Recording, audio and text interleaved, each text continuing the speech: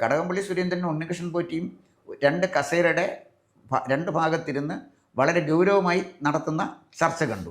അല്ല സാറ് പറഞ്ഞ അത് അല്ല ഞാൻ ചോദിക്കുന്നത്, ഇതിനെ ഒരു ജനം, ഒരു വോട്ട് ചെയ്യുന്ന ഒരു സാധാരണ ജനം എന്നുള്ള നിലയിൽ ചോദിക്കുകയാണ്. ഉണ്ണികൃഷ്ണൻ പോറ്റി കേസിൽ പ്രതിയാണ്, സുരേന്ദ്രൻ MLA യുമാണ്, കടകംപള്ളി സുരേന്ദ്രൻ MLA.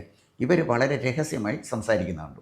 വേണമെങ്കിൽ അത് പറയാം, ഈ ജനകീയ ജനാധിപത്യ വിപ്ലവം എവിടെ നിന്ന് തുടങ്ങണം, കഴക്കൂട്ടത്തും തുടങ്ങണോ അതോ പിന്നെ വേറെ എവിടെ നിന്നെങ്കിലും തുടങ്ങണോ, പുളിമാത്ത പുള്ളിയുടെ വീട് അവിടെ നിന്ന് തുടങ്ങണോ എന്ന് വേണമെങ്കിൽ ചർച്ച ചെയ്യാൻ ഞങ്ങൾ എന്താ കുഴപ്പം? ഞങ്ങൾക്ക് അങ്ങനെ ചർച്ച ചെയ്തില്ലേ? അപ്പോൾ അതാണെന്ന് പറയാം, അത് പറയണം, അതൊക്കെ പറയണമെന്നാണ് ഞാൻ പറഞ്ഞത്.